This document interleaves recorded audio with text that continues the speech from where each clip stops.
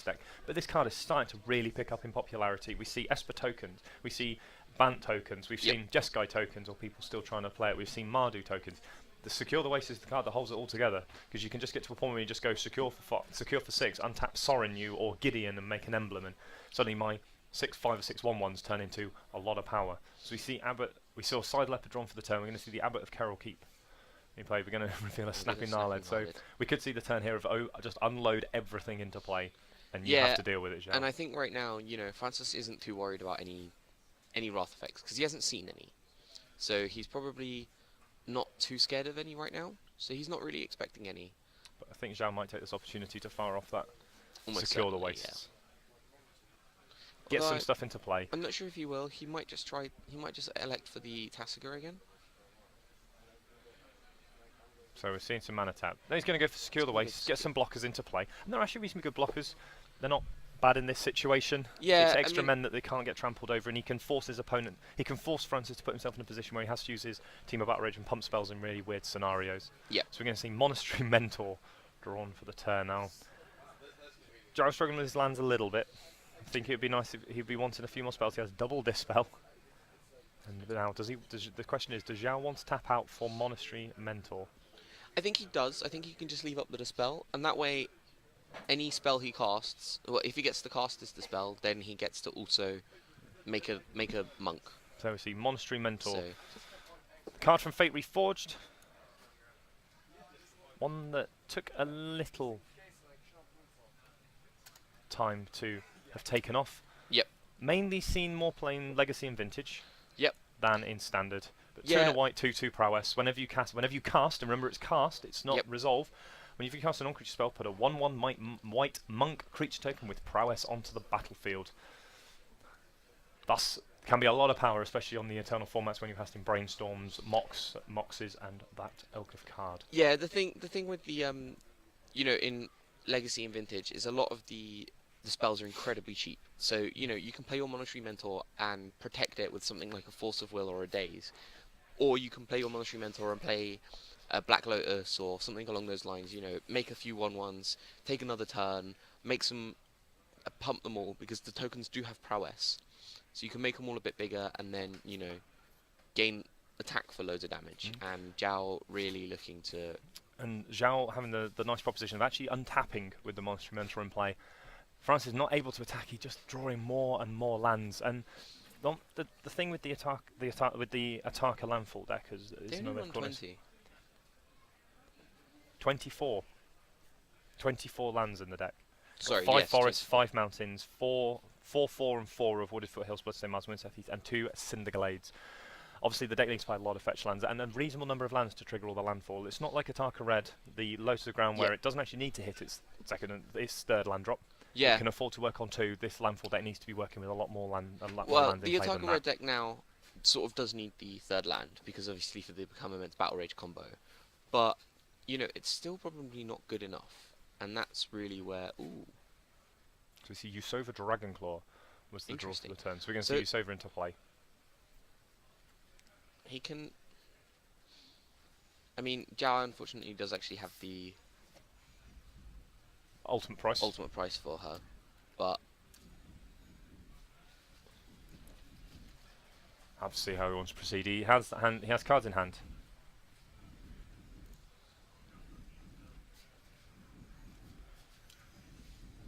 We shall see how he wants to proceed accordingly from there.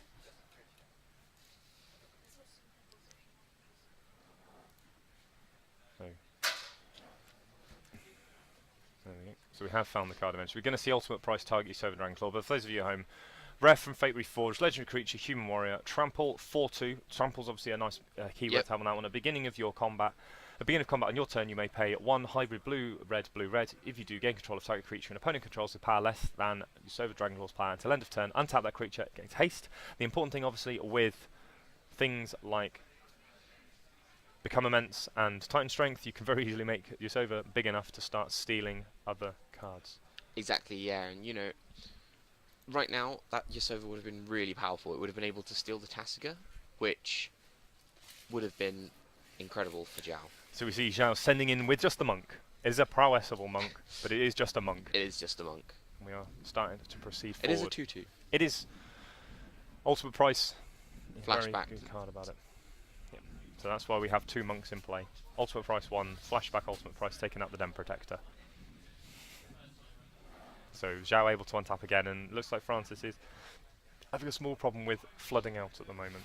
Unfortunately so, yeah, you know, he's drawn quite a few lands.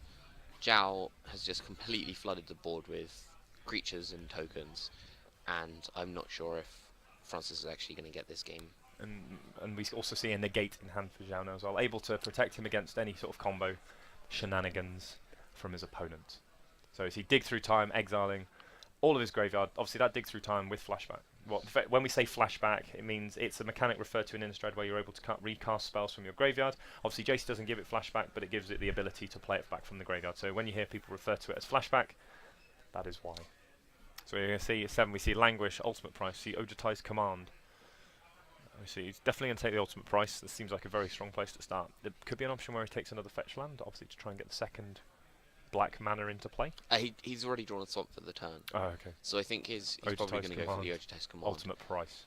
It allows him to gain some life and really get to this position where he's not going to, hopefully not going to lose. And he has a lot of cards in hand at the moment. He also has the Dispel, which allows him to Ultimate Price with Dispel backup. Exactly. So, going to send in 1, 2, Tasigur in as well, and the Mentor in as well. Obviously, he's happy with the work the Mentor's done. He could also send in the other Monk token, or that might be staying back. No, that one's the one that was from Dig Through Time. Sorry. So obviously able to attack with what he can. Dig Through Time, obviously making another Monk because it's a non-creature spell, and Joao's deck is made up of non-creature spell, which includes Planeswalkers. We're going to see Ultimate Price, and we're going to see Francis gonna Francis midway through scooping as Joao decides to Ultimate Price his creature. Yeah, I think Francis realised that he probably wasn't going to actually be able to get back in that game. He was a little too far behind. Now, you're going to have to help me out here. I'm assuming those 2 cards at the very front are Old Art Arc Lightnings, because I don't recognise it at all. But from the cards I can see in his sideboard, it feels to me like they may be the ones that we are seeing as those older looking cards. Obviously, Art Lightning, 2 in a red, deal 3 damage, divided as you choose amongst 1, 2, or 3 creatures. Very good against token decks, able to kill 3 tokens for 3 mana, doing 1 damage to each. Yeah, it'll be interesting to see if Francis actually looks at bringing those in. They're quite strong, but I think he looks like he is. I think he's also bringing in the Wild Slashes. You know, he wants to kill those Mentors. The Mentor was quite good that game. It's able to make quite a few creatures. I think he decided that he didn't actually need the Arc Lightning, so he's just bringing in 2 Wild Slash. I like Arc Lightning on the play. It's able to kill Jason, deal a point of damage on the play while being able to go 1-drop, 2-drop. So it might not be a bad one to bring in rather than the Wild Slash. Admittedly, the Wild Slash slightly more mana efficient, and also at one point able to not have the damage prevented with activating its ferocious ability. Yeah, he's boarding out his combo here, which I really like. Game 2 and 3 against sort of these control-y decks, I think you want to just be able to turn 1 a creature, turn 2 kill your creature, turn 3 kill your creature, turn 4 make a creature and kill your creature. You know, he wants to sort of he doesn't want to be control, but he wants to be a bit more tempo orientated. You know, force Joao to have to make his Jason kill it, force Joao to have the dispel to save his creatures, or the negate to save his creatures. You know, and also, that's all Joao needs to do really, is make 1 creature and protect it, and stop him from ever comboing. And Francis is just going to say, well, I know what you're trying to do, and I'm not going to let you get the 3-for-1s, so I'm just going to take out my combo completely, and I'm just going to kill all your creatures and then kill you. So... Right. Players shuffling up for game number 3. I think Joao will be much happier with how that game went compared to how game 1 went. Killed out of nowhere. Yeah, unfortunately so. You know, that combo, Francis had it in hand for so long. He just needed something to pair with it. He just needed something to pair with it. And he needed that window of opportunity that Joao gave him with the Ugin. Joao taps out for Ugin. Francis draws off the top of his deck Monstrous Swift Spear. Swift Spear in, Become Immense, Team of Battle Rage, and we were on to game number 2 after it looked like Joao had managed to pull himself into a position where he was actually pulling ahead again. Yeah, that was an incredibly fortunate top deck for Francis. So it'll be interesting to see how game 3 pans out. Now that Francis decided to take out his combo. Yeah, and of course Francis back on the play as well. Yeah, and interesting to note as well, now that he hasn't got the combo in, he doesn't really have many targets for the spell. Yeah, He's there's a only lot got fewer. The Attackers commands. Wild Slash, the Attackers commands, and But he's still, a Fiery Impulse. yeah, I mean, he still might have the Titan Strengths in. Titan Strength is. No, he boarded He them, took all of those out. So he's He's going boarded out completely all low. of his pump spells other than the Attackers command. Okay, so quick shuffle up of each other's decks. Have a look at what we find. And then on to game number 3. France is back on the play. Good place to be for the landfall deck when it's trying to play 1s and 2 drops. We see 2 lands, monstrous, 3 lands, 4 lands. For Zergo Bell Striker, a 5th land on a Monastery Swiftspear, and that hand looks horrible. That hand looks like it's going to probably get shuffled back into the library. We'll see what a 6 gives. On the other side of the table, Joao seems to have a Jace and 2 Monastery Mentors, by the looks of it. Joao obviously trying to hold his hand a little bit higher up so we can't actually get a look at what he's doing. But yeah, Francis not happy with his 2 creature 5 land hand. A nice, I think that one of the more might- reasonably easy ones. There might be an utter end as well. Joao, and Joao really going into the tank on this one. Not quite sure how he wants to approach this hand. Francis probably had the easier of the 2 to mulligan. The Yep. turn 2 Jace obviously Joao wanted to look at, but if he doesn't have any removal, he might be struggling to do it. He's going to keep. He's going to go for it. He's going to keep. He has the Jace on 2. I don't think I saw a Jace. Thought I saw an utter end. No. There's definitely the Mentor. There's definitely 2 mentors. We'll have to see. It looked like a checklist card. Yep, I Yep. believe it's a checklist card. Yep, checklist card refers to the Jace. So there is Okay. definitely a Jace in hand. There seems to be a Mentor. I Shambling think it Vent might as be well. a 2-lander with an utter end. So I think that's why he was not 100% sure if he wanted to keep it or not. So obviously Francis's board of the Wild Slashes and Fiery Impulse and Rending Volleys that he's boarded in now, he's incredibly happy with. Yeah, Rending Volley.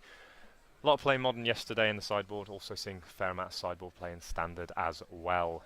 So what does the 6 look like? Well, we have 4 lands, a Wild Slash and Usova Dragon Claw. But he's going to keep this one, Oh, and you can forgetting to scry. scry. I think Joao draws an island off the top, a nice draw step there. Maybe Francis wasn't concerned because he's going to be cracking the fetch land anyway. No point scrying, probably just makes your decision slightly different. But you would always take the scry if you have it. Yeah, I mean, I think he probably just forgot about the scry. He does want to scry, even though he is gonna. He doesn't have to play that fetch on turn 1. Yeah. He can save it for turn 3 when he gets to fetch an untapped Cinderglade. Mhm. So I think he just completely forgot about that, unfortunately. And it's still a reasonably new rule. Everyone's still getting used to it. I do remember playing a tournament somewhere where I was playing against a person, and they went just like, "No, stop! Don't forget to scry," because I'm not the sort of person who's going to tell my opponent, "No, I'm not going to let them miss it," because I think you've got to be doing something. But we see no play there for Francis again. He has the Wild Slash, which is going to be very good against the Jace that's been played. Yeah, we see Wild Slash take care of the Jace straight away. So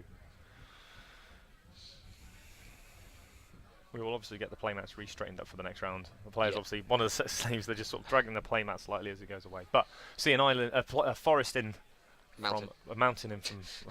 There's a forest in You this can tell hand where it still. has the mountains. It does as have a opposed to the mountain. forest. It has a mountain rather than a forest, and we can see the island is an island in some sea. Yeah. And the Shambling Vent is a vent. Yeah. Yeah. We see a mountain off the top there, unfortunately. So another land, but we do have a Den Protector, which is we're going to go with Usova Dragonclaw instead. A 4/2. Let's get on with that. So another land off the top. Crack that fetch land. Play my Monastery Mentor, and be very interesting to see how Joao goes about this. This could be putting him in a position where he forces Francis to waste the mana and take the Mentor to deal 6, but I've seen another land off the top there. I mean, if you're Francis, you're probably quite happy Yeah. with the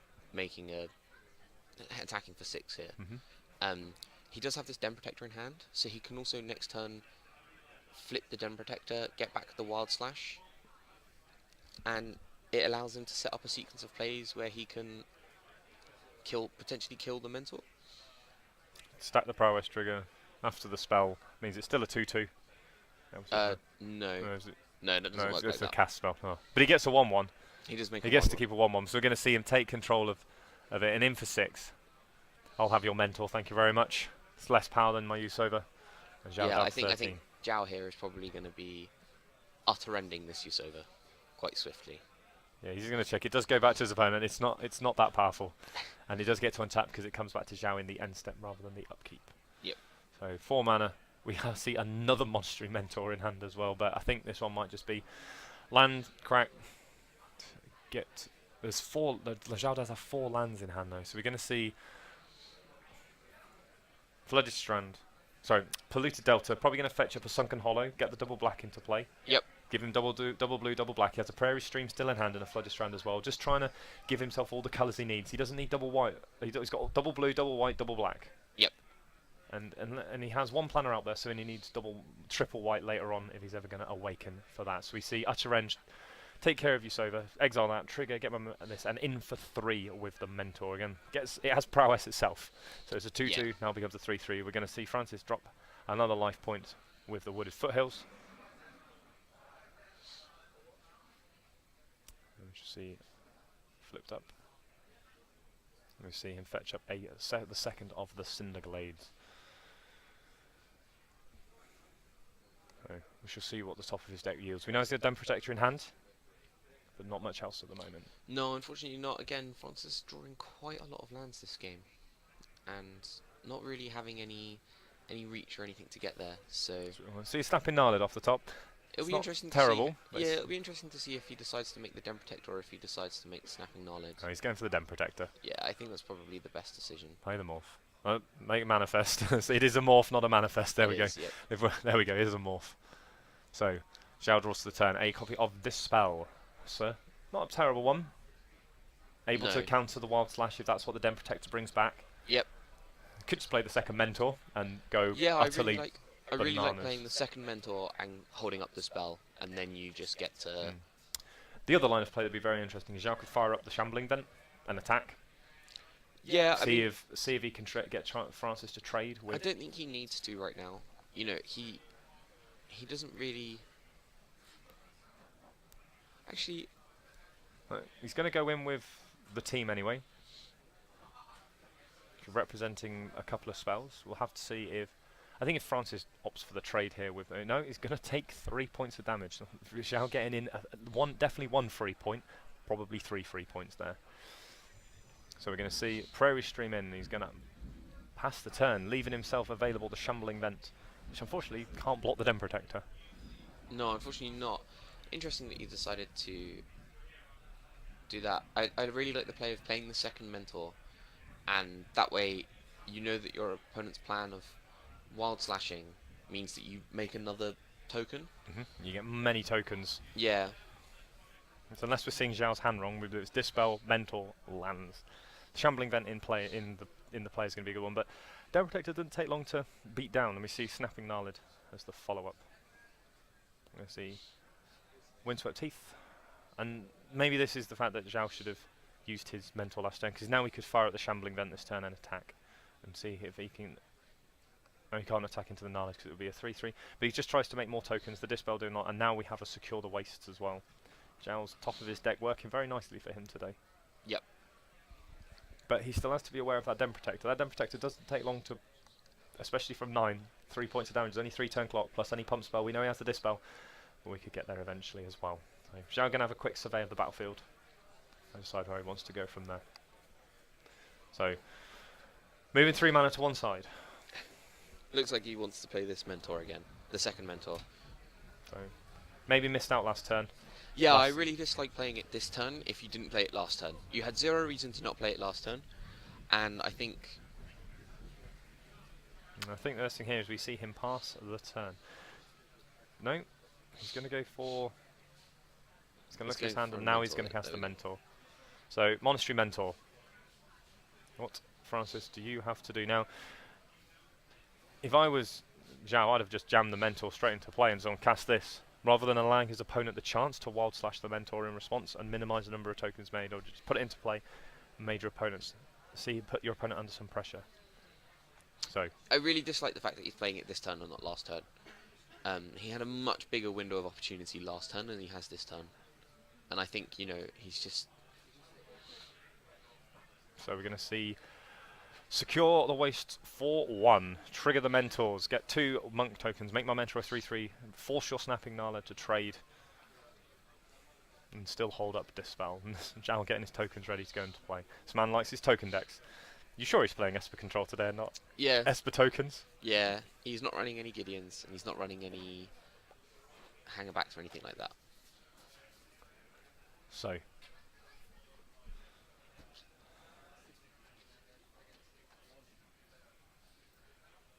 No, we're going to see a Wild Slash in response.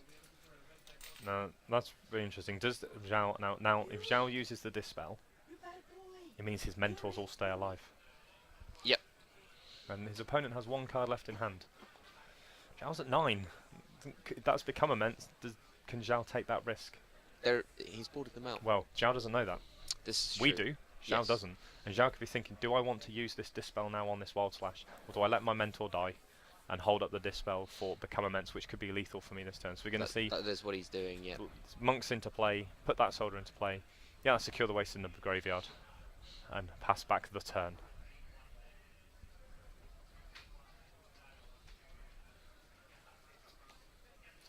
So we see Monastery Whisperer off the top. Not the best draw. Unfortunately not, no. And with so many tokens on the field, he's starting to feel like he's starting to fall behind a little bit. Yeah, Joao's really got some creatures up again. You know, he's really got the... This is how he won the last game. He sort of just flooded the board with creatures.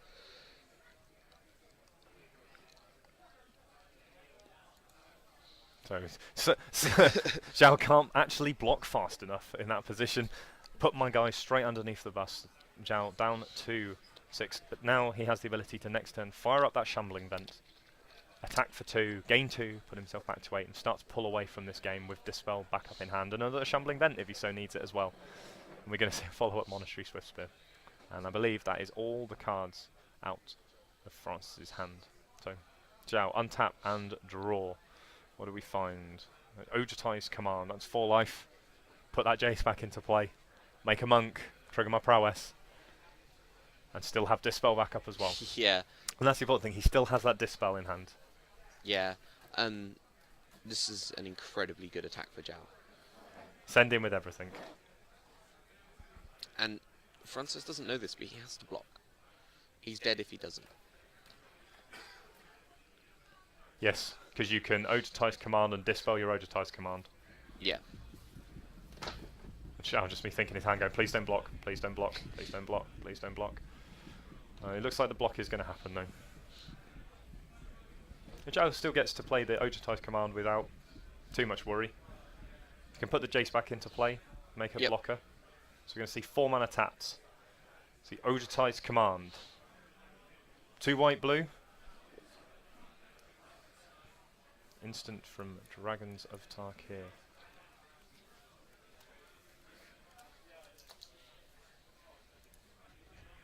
No, sorry, man. 2 white, blue. Choose 2.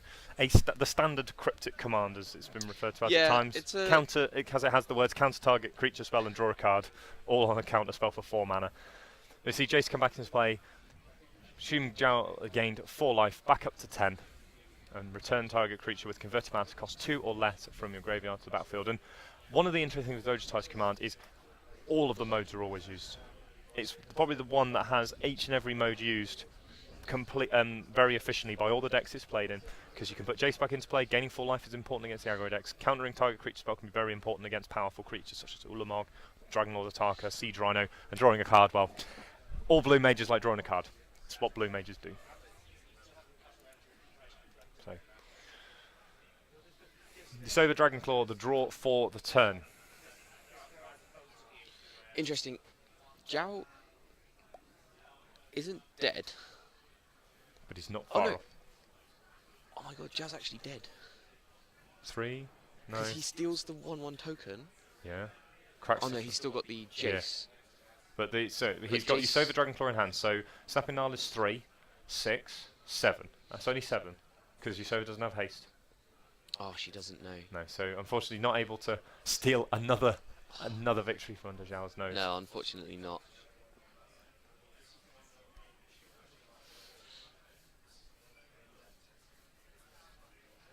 So crack his fetch land.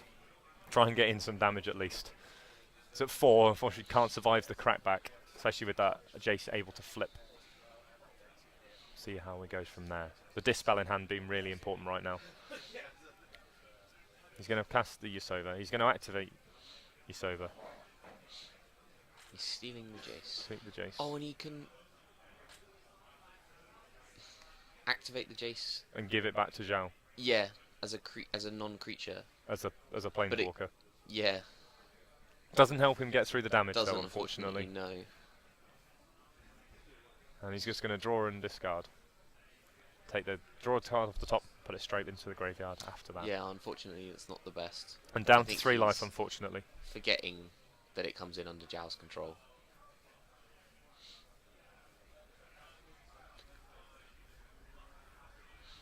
It's one of the rules with these flip planeswalkers. It is exiled and returned to the battlefield under its owner's control. Yep. And that's the very interesting thing to remember with the card. It's the same with Nissa. It's the same with Liliana. It's just going to do a quick check. That is what it says. We'll put it up on the screen. Return to the battlefield transformed under its owner's control, and Joao is its owner. Even though it has been taken by Francis, Joao is still recorded as being its owner. Even if you exert influence something, it still casts the owner as a person. And Joao, the extension of the hand for Francis, just as time on the round is called as well, so a very long game. Joao managing to get there at the last, takes in the victory, moves to 1-0 in this preliminary Pro Tour qualifier here from Darksphere in London. Commiseration, Francis smashed to steal a very good game one. That was fantastic to see. Ugin came down and he was still able to get there in the end. So, we'll bring it back to the booth quickly. John Partridge, Shea Holland. Fantastic game there. Congratulations to Joao, marches on to 1-0. Round number 1 is in the books here from the preliminary Pro Tour qualifier, Darksphere in London. We're going to take a short break. After this round, I'm going to step out the booth. Tom Law will be stepping in to join Shea for round number 2. Round number 3, I'll step in for Shea, and we're going to rotate through. There are 3 of us today. Myself and Shea were in the booth all day yesterday, so we're going to take as much opportunity to have a break as much as we can today for this round. Thank you very much for watching round number 1. We'll be back for round number 2 shortly.